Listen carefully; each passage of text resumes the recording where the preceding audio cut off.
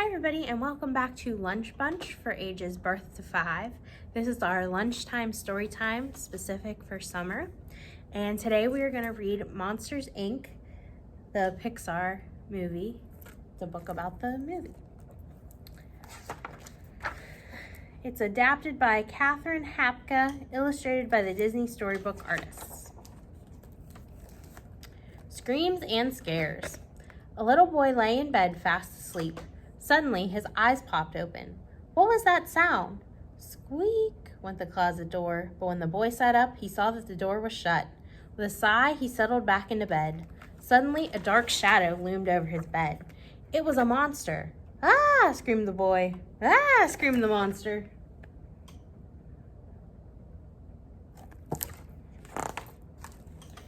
Lights flashed. Oop, this book is falling apart.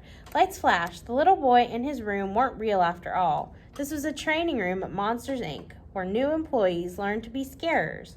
Ms. Flint, the instructor, was clearly unhappy. She pointed to the closet door. Leaving a door open is the worst mistake any employee can make because...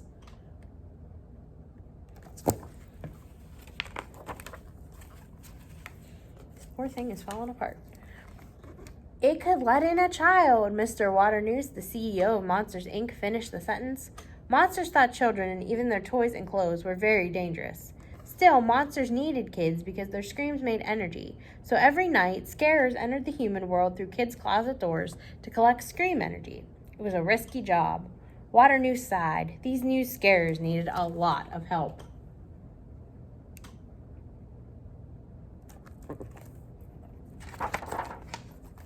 Meanwhile, top scarer James P. Sullivan and his friend and assistant, Mike Wazowski, were on their way to work. Mike stopped in front of his car. Okay, Sully, hop on it, Mike said. Nope, Sully replied. There's a scream shortage. Mike's car ran on scream fuel and monsters were collecting fewer screams than ever before.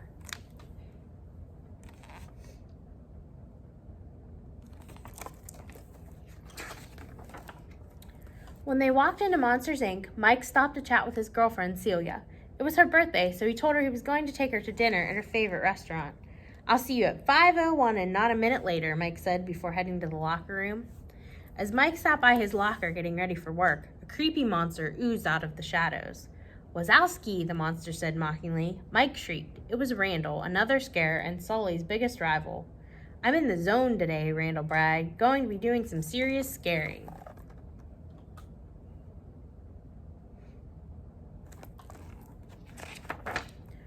Mike wasn't worried about Randall beating Sully's record, but he was worried about Roz getting annoyed with him. Roz was the monster in charge of paperwork, and Mike was sometimes careless about turning in his reports. I'm watching you, Wazowski, Roz warned sternly as Mike hurried past her. When he reached the scare floor, Mike joined the other assistants. Then the scarers, including Sully, arrived and started getting ready for the day's work.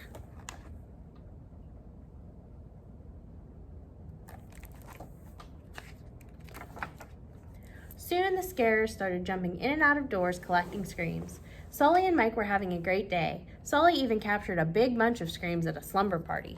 But not everyone had such good luck. One monster returned in shock from a child's door. He had failed to scare the child inside. That door was quickly shredded. A kid who wasn't afraid of monsters simply wouldn't provide any scream energy.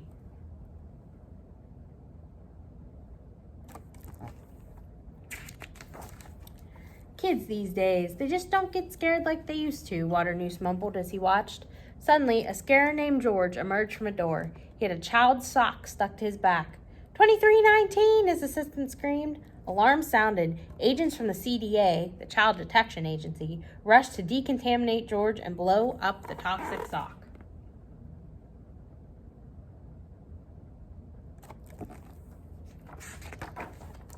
At the end of the day, Mike was getting ready to meet Celia when he realized something. Oh no, my scare reports! I left them on my desk, he cried.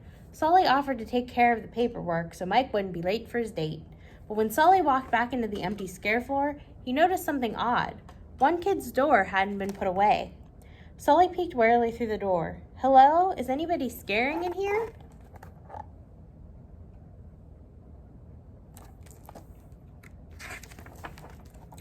Boo!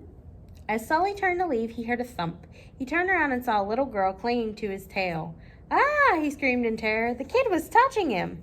The girl giggled. Kitty, she said to the big furry monster.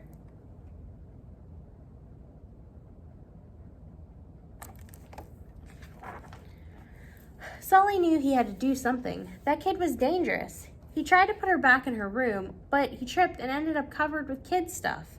Sully raced to the locker room and got rid of the girl's toys. Then he realized she was hanging onto his back. Sully put the girl in the gym bag and ran back to the scare floor. Just then, Randall showed up. Sully hid and watched in horror as Randall sent the kid's door to the vault. How could Sully put the girl back in her room?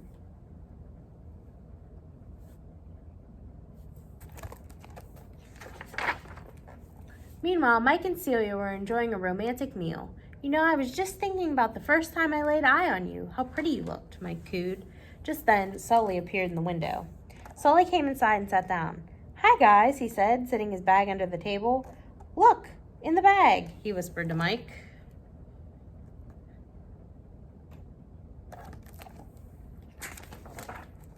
When Mike looked, the bag wasn't there. Ah, someone yelled from across the restaurant. A kid, a human kid. Boo, a voice cried with a giggle. Sully gasped. It was the girl. He tried to grab her as everyone in the restaurant screamed and ran for the exits.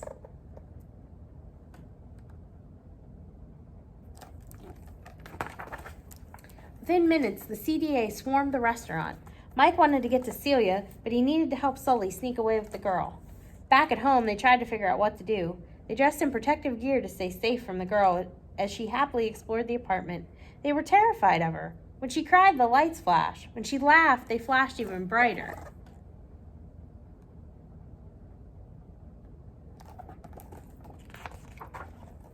Finally, the girl got tired and climbed into Sully's bed, but she wouldn't go to sleep. She pointed at the closet door and showed Sully a picture she had drawn.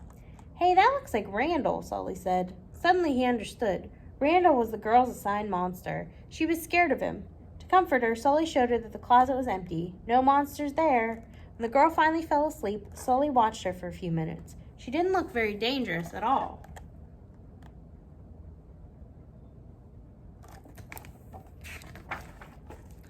The next day, Sully and Mike disguised the girl as a monster child and returned to Monsters, Inc. They hoped to find her door and send her home before anyone found out she was there, but the company was crawling with CDA agents. Don't panic, Sully whispered to Mike when Waternoose stopped them in the lobby.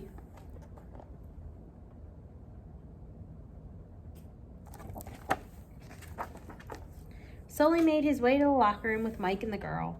Then Mike raced off to find the card key for the girl's door. Sully played with her, and while they waited, Boo! The girl cried happily as she ran around playing hide and seek.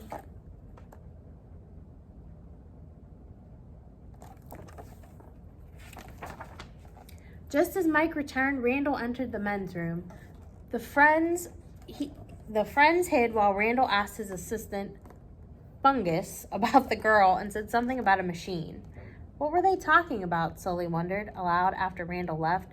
There was no time to think about it. He and Mike had to get the girl back through her door right away.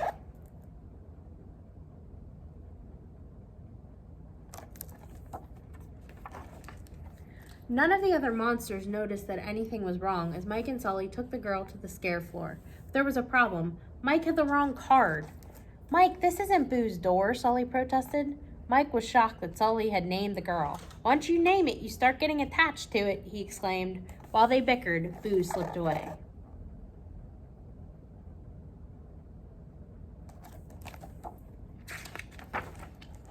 Sully and Mike looked everywhere for Boo. Suddenly, Celia appeared and cornered Mike. She was very angry about their ruined dinner. Randall overheard them and grinned. He realized Mike had been at the restaurant and must know about the kid. Once Celia had left, Randall grabbed Mike. He told him to bring Boo to the scare floor during lunch when everyone else would be gone, and he would have her door.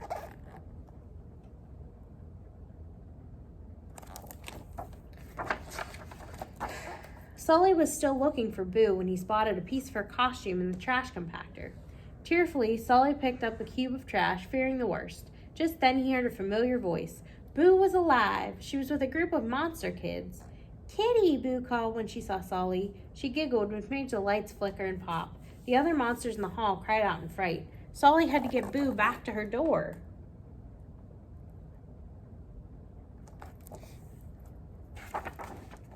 Randall's secret. "Come on," cried Mike, leading Sully and Boo to the scare floor. When they got there, Mike raced right over to Boo's door. "There it is," Mike cried, just like Randall said. But Sully didn't trust Randall, so Mike jumped onto the bed to prove it was safe. Sully watched in horror as someone caught Mike in a trap. It was Randall.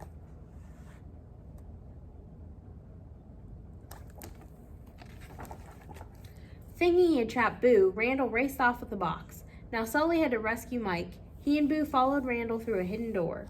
There they discovered Randall's terrible secret. He had created a giant machine to capture scream energy. He wanted to use Boo and other human children to test it. Mike was already in the chair, and Randall was going to turn it on at any moment.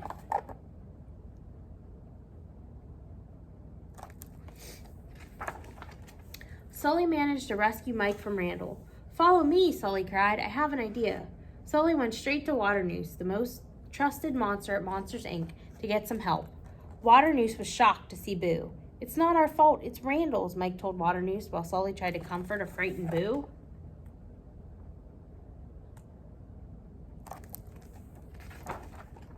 But Waternoose already knew all about Randall's evil scheme. He quickly grabbed Boo, then with Randall's help, he banished Sully and Mike to a snowy wasteland in the human world by pushing them through a one-way door. There, Sully and Mike met the abominable snowman. He had been banished years ago. Sully was able to use some supplies from his cave to make a sled. Sully offered Mike a ride, but Mike refused, blaming him for the mess they were in.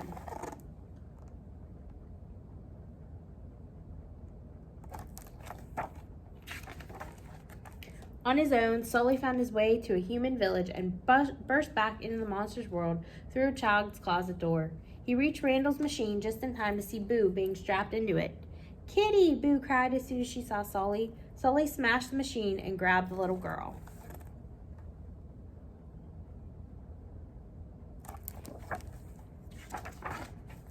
As Sully escaped with Boo, Mike suddenly caught up with them. He had realized he was angry with Sully, but not angry enough to lose his friend. Together they raced to the scare floor with Randall in hot pursuit. When a crowd of monsters got in Randall's way, Sully, Mike, and Boo jumped onto the door conveyor system and tried to make their way towards Boo's door.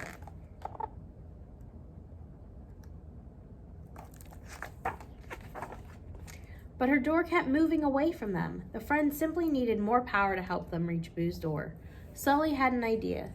He asked Mike to make Boo laugh. Her laughter created enough energy to power up all the doors. Sully and Mike took Boo and ran. Randall chased them in and out of kids' closet doors all over the world. Finally, Mike and Sully managed to kick Randall through a door and smash it. Randall was gone for good.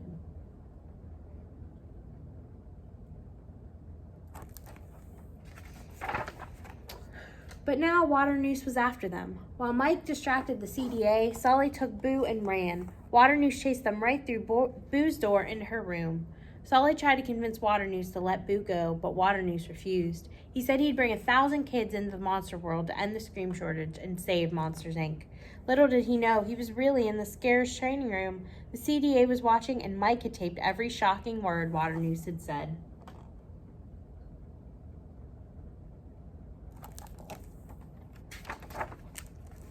The friends learned that the CDA had been investigating Monsters, Inc. for years, and the head of the investigation was Roz. Roz gave Sully some time to tuck Boo into her own bed. Sully knew that Boo would be safe, but he also knew that her door would be shredded and he would never see her again. "Goodbye, Boo," he said softly as he turned to leave.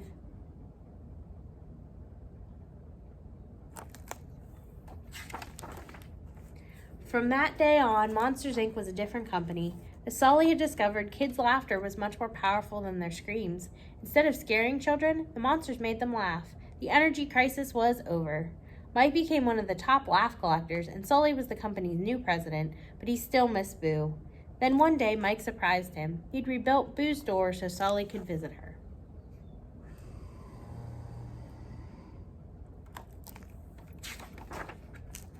"Boo? Kitty!"